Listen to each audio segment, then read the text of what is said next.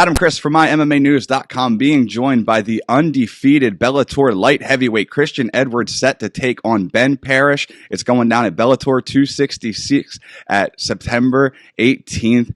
It's just a couple days away. I got my man right now. It's going down at the SAP Center in San Jose, California. Christian, first and foremost, how are you, brother? Good, man. Real good. I feel good. I'm in phenomenal shape, and I'm ready for the fight to get here already, so I can put on the performance of a lifetime. I hear it. So, as I understand, you just got done from the gym. Any particulars you want to go over? How was training, man? It was good, man. Training's been going well.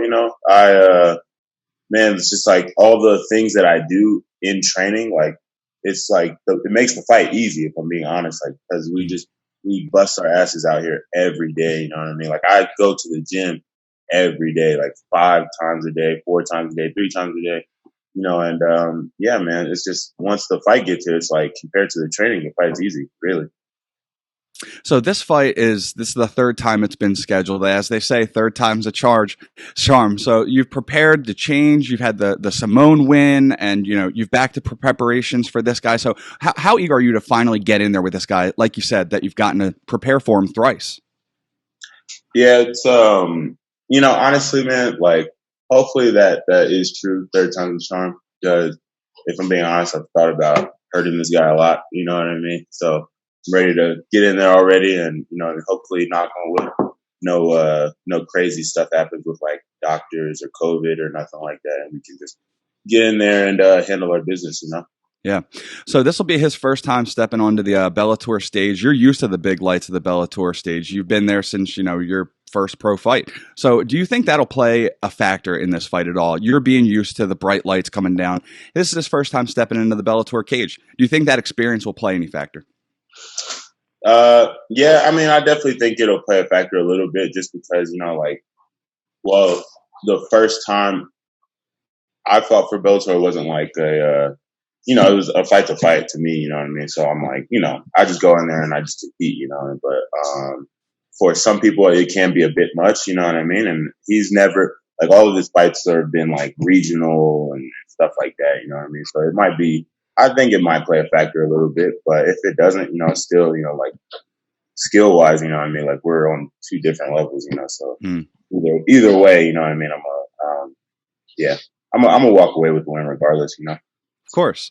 So having to prepare for the guy, again, this will be the last I touch on it, but you've thought about hurting him multiple times, like you've said. Do you think that drilling for the same guy multiple times, do you think that puts any extra ammunition in the chamber? Or are you just over getting, training for this guy and you just want to get it out of the way at this point?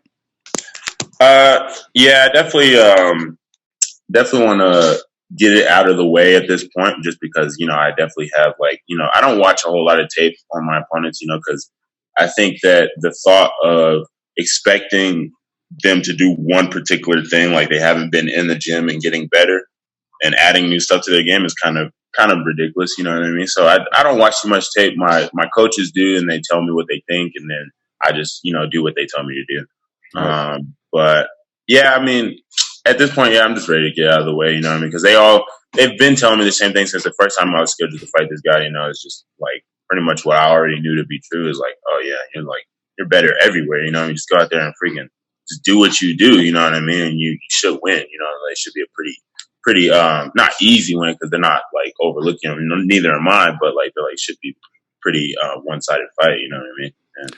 Yeah, and talking about the matchup in itself, them saying you should just go in there, do what you do. But the matchup, he's very well versed on paper if you're judging by it in the grappling aspect of things. But you yourself also a phenomenal grappler. And on top of the fact that you have your dominant TKO and KO strikes as well, and your wins that way. So how do you think this bout plays when the first bell hits? Yeah, man, I just really see me beating him everywhere, like even on the ground, I know he's like a jiu-jitsu guy, you know what I mean? And I know that like all of his wins are by like submission, but he's not, when I think about, my skill set and his skill set, I just know that he's never grappled or fought anyone as strong and as skilled and as technical as me, so it's like, is who is he tapped that's even close to my level of competition. You know what I mean? So I'm not. Yeah, I mean, yeah, it's definitely something that I take into consideration. I'm like, okay, maybe I should try to keep it on the feet, or maybe I should like avoid going to the ground. But even if it does go to the ground, I'll be fine there. You know, if anything, I'll probably finish it there because he'll probably think like, oh yeah, I'm, you know, like a jiu-jitsu guy would, you know, like, oh, I'm on my back, I'm okay, you know, and then, you know, well, MMA is a little bit different considering I can punch and elbow you in the face, you know, so yeah, I mean, I think he's gonna be surprised by how strong I am. I feel like he really is gonna, because I don't think he expects me to be super strong. But I think once he feels how strong I am, on top of being technical and you know, like just you know, good everywhere, you know, he's gonna be like, oh shit, like this is what elite feels like and looks like, you know. So you obviously feel like you're going to stop him. Do you have any round in mind or any particular way you feel like you're going to be able to get the job done? Truly, man, like I I hope that I can get a finish. I know that if I do, it'll be more than likely in the first or the second because he's not going to make it to the third, not with the pace that I keep. You know what I mean? Like, I have a really good pace. And even my coach, Coach Greg, told me, like, he fades in the later rounds. Like, look at how tired he is. He's like, he fades, you know, so, and he hasn't fought in 2 years, you know, so he's not going to make it to the third round. So if I had to predict, I'm going to predict a first or second round finish. And I was going to say as well, if you can just, by the way, bring your camera up just a bit. I could Oh, see I could see your lips, but I couldn't see your eyes. But I was okay. going to another thing I was going to mention too, just the level of training with Jackson Wink and your. And again, I'm not discrediting his team at all by any means. But what I'm saying is the world class level of the people you have and the caliber of bodies you have behind you. Just it speaks astronomics about the caliber of fighter that you are. Would you agree? Yeah, absolutely. For sure, man. I mean, I'm surrounded by people with hunger and motivation and drive and determination and just the will to win, you know what I mean? Like, and not just that, but cause that, all that is great, but also like they, you know, like the people who train us, you know, like Coach Wink, Coach Jackson, Coach Joey, you know, Coach Gibson, all these people who have like 30 plus years of MMA experience, you know what I mean? Like training world championship fighters, you know what I mean? Like John Jones, you know, like that's priceless, you know. And if they're telling me, like, if Mike Winklejohn and Greg Jackson are telling me, they don't say this to just anybody, you know what I mean? If they're telling me, like, hey, you know, like, I really see you, like, you can be a world champion, you know, like, I see that, you know, like that for me is like the greatest feeling in the world, you know, because these guys, they don't, you know what I mean? Like, they're not going to tell you that if it's not true, you know what I mean? Why would they butter you up for no reason just to see you fail? You Right. know, Why would so they have any reason to BS when they have so many other bodies, right? So if they're saying it, yeah. there has to be some substance behind it.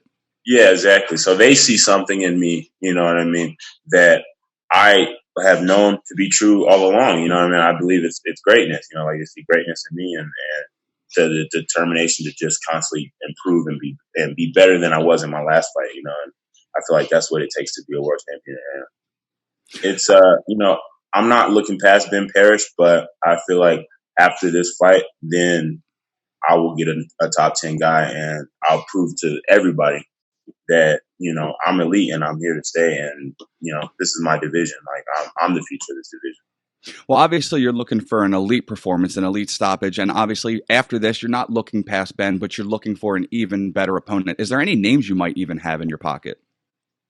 Honestly, man, whoever is gonna get me closer to my goal of being the Bellator light heavyweight champion. I mean, I know at this point it's somebody in the top 10. It has to be, you know, because I'm in the top 10. So Right. I should be fighting top 10 guys, you know. So like, any of them, I mean, seriously, any of them. Grant Neal, Corey Anderson, Ryan Bader, Lyoto Machida, Anthony Johnson, any of them. It don't matter. Any of them can get it. Any of them. All right, man. Well, I won't keep you much longer. If I can get you to just answer one quick thing. Obviously, the main event of the evening has everybody up in a stir. Yoel Romero and Phil Davis. Who do you have in that one, brother? Honestly, man, I go back and forth, but I really do think Phil Davis is going to take it.